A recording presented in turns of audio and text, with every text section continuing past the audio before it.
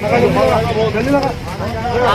करना वहाँ पे हमारे वहाँ पे ऊपर देख ऊपर।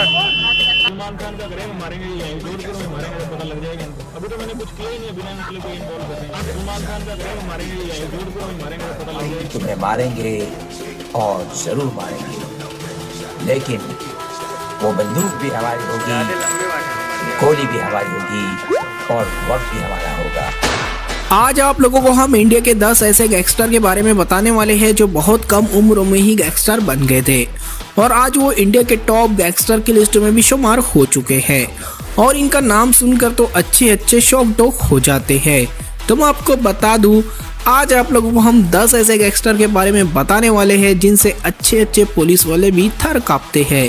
तो वक्त को ज्यादा बर्बाद ना करते हुए आइए वीडियो को करते हैं शुरू। नंबर 10 पर आते हैं अमन साहू। ये आज झारखंड के टॉप गैंगस्टर में से एक है जो बहुत कम उम्र में गैंगस्टर बन गए थे। ये चोरी, डकैती, लूटमार, मनी लॉन्ड्रिंग, मर्डर जैसे क्राइम अंजाम दे चुके हैं और कई बार ये पुलिस को भी चकमा दे चुके हैं, लेकिन एक ना एक दिन चोर पकड़ा ही जाता है। अभी फिलहाल पुलिस ने इन्हें अरेस्ट कर लिया है और मैं आपको बता दूं ये फैजाबाद जेल में बंद है, लेकिन ये जेल में भी रहकर अपने काले कारनामे अंजाम दे रहे हैं और इनके ग्रुप में कई गैंगस्टर एंड शार्प शूटर भी है। नंबर 9 पर आते हैं अद्दू डिफॉल्टर। आप सभी ने इस अद्दू डिफॉल्टर की वीडियो को कभी ना कभी तो अपने सोशल मीडिया प्लेटफॉर्म पर जरूर देखा ही होगा।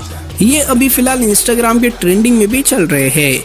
ये है कौन? तो मैं आपको बता दूं, अद्दू दिल्ली के वेलकम नगर का रहने वाला लड़का है जो एक लुटेरा मवाली नशेड़ी है जो लोगों को लूटता है, मारता है और उनसे पैसे वसूल करता है। और इसी के चलते एक बार इसने उसी मोहल्ले के लड़के को चाकू से मारकर हत्या कर डाली थी, जिसकी वजह से उसको जेल हो गई थी और अभी ये जेल में ही बंद है ऐसा बताया जा रहा है। लेकिन मैं आपको बता दूं ये सिर्फ 16 से 17 साल का है क्योंकि ये नाबालिग है और ऐसा भी बताया जा रहा है कि इसको पुलिस ने रिहा कर दिया है।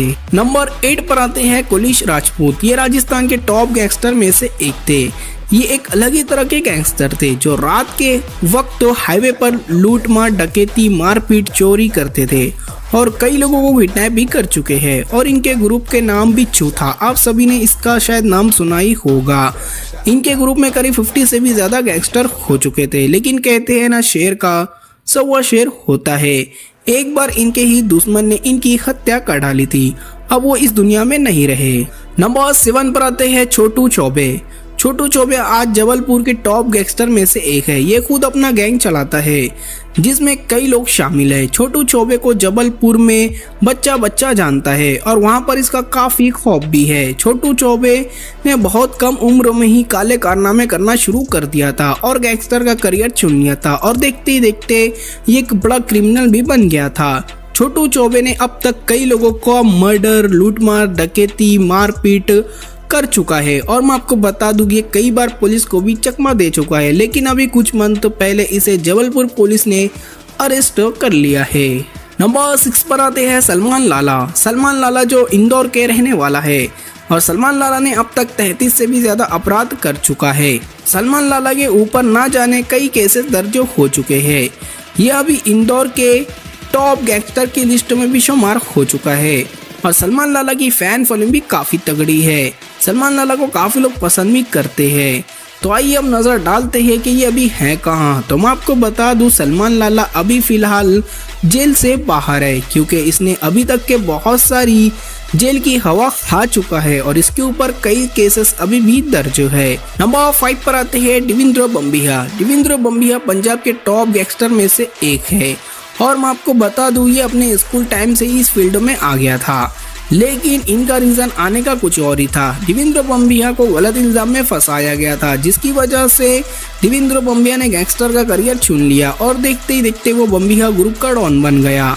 देवेंद्र बम्बिया ने अब तक कई मर्डर, लूटमार, डकैती कर चुका है और इसके ग्रुप में करीब 50 से 70 शार्प शूटर भी थे जिसमें एक से बढ़कर एक आप लोगों को देखने को मिलेंगे। लेकिन मैं आपको बता दूं गैंगस्टर का करियर ज्यादा दिन का नहीं होता है। 2016 में पंजाब पुलिस ने इस देवेंद्र बम्बिया का इनकाउंटर कर दिया था, अब वो हमारे बीच नहीं रहे। नंबर 4 पर आते हैं सूका कहलवा। सूका कहलवा का तो आप लोग जानते ही होंगे, ये पंजाब के सबसे कम उम्र के गैंगस्टर में से एक थे और साथ ही साथ ये पंजाब के टॉप 10 गैंगस्टर में से भी इनका नाम ऐड हो चुका चुका था।